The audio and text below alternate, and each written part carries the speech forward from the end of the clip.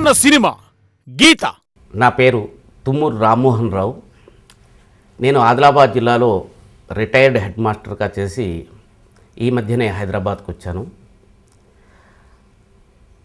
గీత cinema నా ఉద్దేశంలో ఒక ట్రెండ్ సెట్టింగ్ సినిమా కింద వస్తుందని చెప్పేసి నాకు ప్రగాఢ విశ్వాసం ఉంది.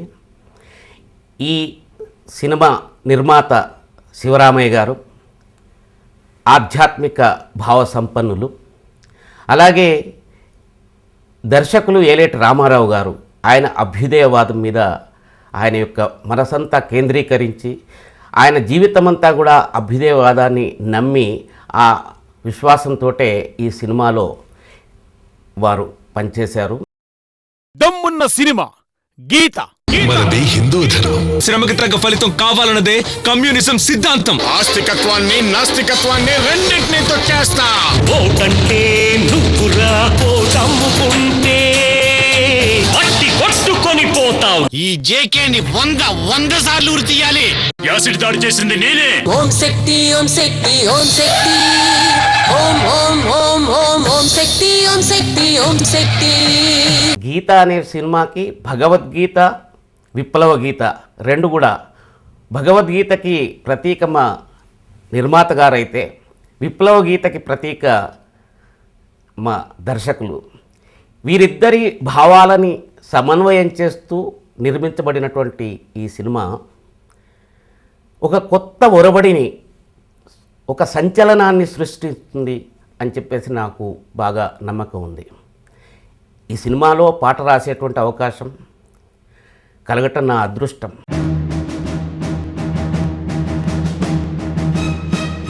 ధర్మ పోరాటం ప్రారంభించాం. కరడుగట్టిన నీలాంటి వాళ్లను, అవినీతి పనులను కాషాయం తలుచుకుంటే ఛత్రపతి శివాజీ చేతిలో కత్తిలా హిందూ ధర్మ పరిరక్షణ కోసం మీ కుత్తుకలను కత్తిరించగలం. దుష్ట శిక్షణ, శిష్ట రక్షణకు ఏదైనా చేయగలం.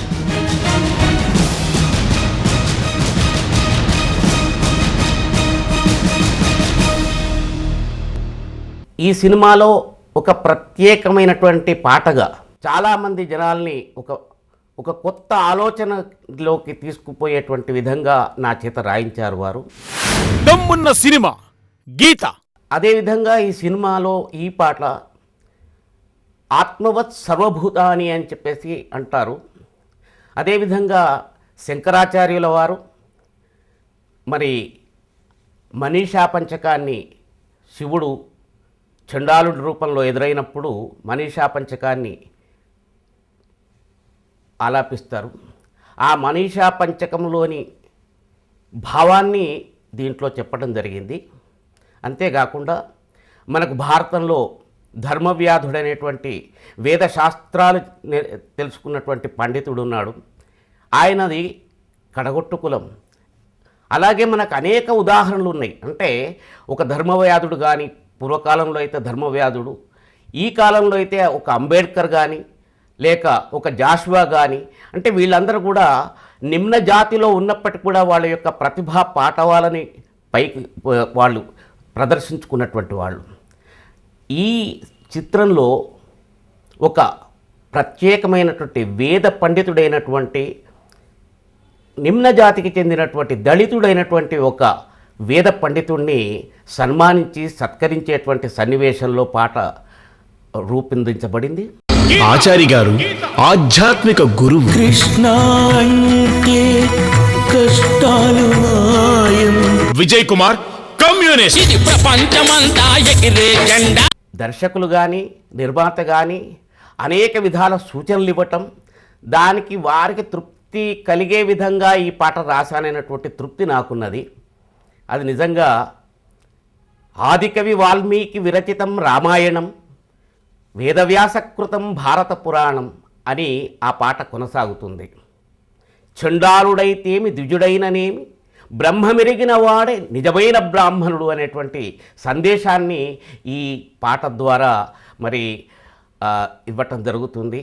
నాకు ఈ చిత్రంలో తొలి అవకాశంగా పాట రాసేటువంటి ఇది రావటం, ఇది నిజంగా నా యొక్క అదృష్టంగా భావిస్తున్నాను. ఈ సినిమా మొత్తం కూడా సామాజిక స్పృహ కలిగి ప్రస్తుతం ఉన్నటువంటి సమాజంలో ఎలాంటి మార్పు రావాలి, ఆ మార్పు కోసం మనం ఏ విధమైనటువంటి ప్రయత్నాలు చేయాలి అనేటువంటి దాని మీదనే మొత్తం సినిమా కూడా నడుస్తుంది. హిందూ ధర్మం చాలా ప్రాచీనమైనవి.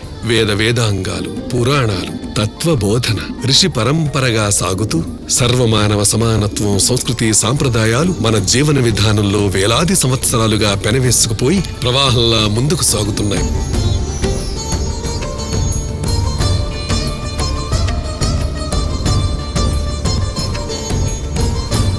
ధర్మో రక్షిత రక్షిత. ఇందులో ఉన్నటువంటి పాత్రలన్నీ కూడా మన చుట్టూ ఉండేటువంటి పాత్రలే.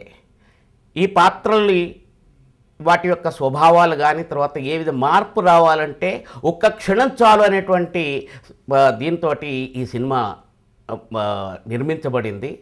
నిజంగా ఈ సినిమా అంటే ఇన్ని రోజులు అనేక రకాలైనటువంటి మూస సినిమాలు, కమర్షియల్ సినిమాలు చూస్తున్నటువంటి ప్రేక్షకులకి ఈ సినిమా అంటే ఇలా ఉండాలి, నిజంగా ఇలాంటి సినిమాలు వస్తే మన దేశం బాగుపడుతుంది, మన సమాజం బాగుపడుతుంది అనేటువంటి ఆలోచన తప్పకుండా చూసినటువంటి ప్రతి ప్రేక్షకుడికి కూడా కలుగుతుందని నాకు అనిపిస్తుంది.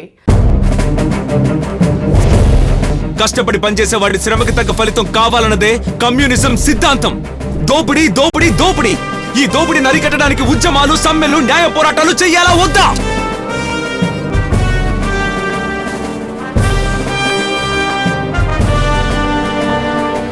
అన్యాయాన్ని ఎదిరించడమే విప్లవం. విప్లవం వర్ధిల్లాలని గొంతెత్తరిచే ఏకైక పార్టీ కమ్యూనిస్ట్ పార్టీ.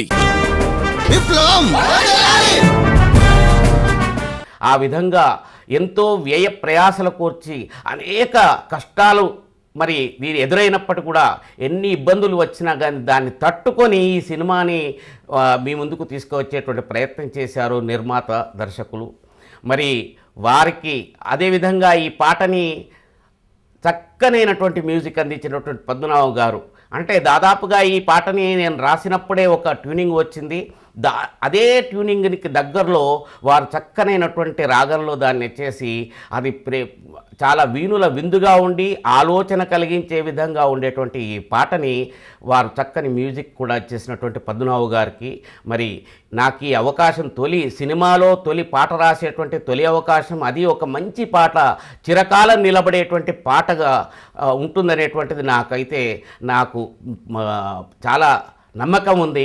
మరి ఈ అవకాశం కలిగించినటువంటి దర్శకులు ఏలేటి రామారావు గారికి, నిర్మాతలైనటువంటి శ్రీ కొమ్మి శివరామయ్య గారు, తర్వాత వారి శ్రీమతి కౌసల్యాదేవి గారికి, అదేవిధంగా ఈ చిత్రానికి మ్యూజిక్ అందించినటువంటి పద్మనాభం గారికి, నా నటీ నటులకు, ఇతర సాంకేతిక నిపుణులు వీళ్ళందరికీ కూడా నా హృదయపూర్వక కృతజ్ఞతలు తెలియజేస్తున్నాను.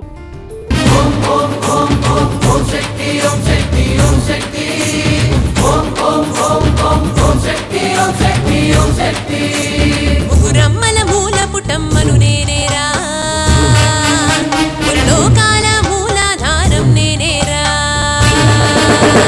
ముగురమ్మల మూల పుటమ్మను నేనేరా, ముల్లోకాల మూలాధారము నేనేరా.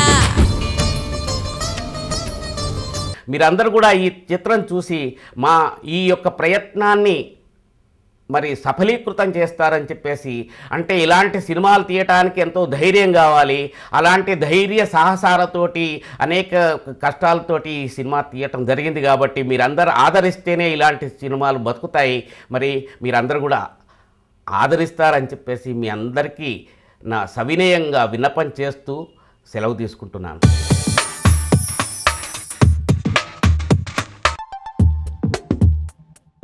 Movie marketing, movie success, Chrysalid Media. Thank you.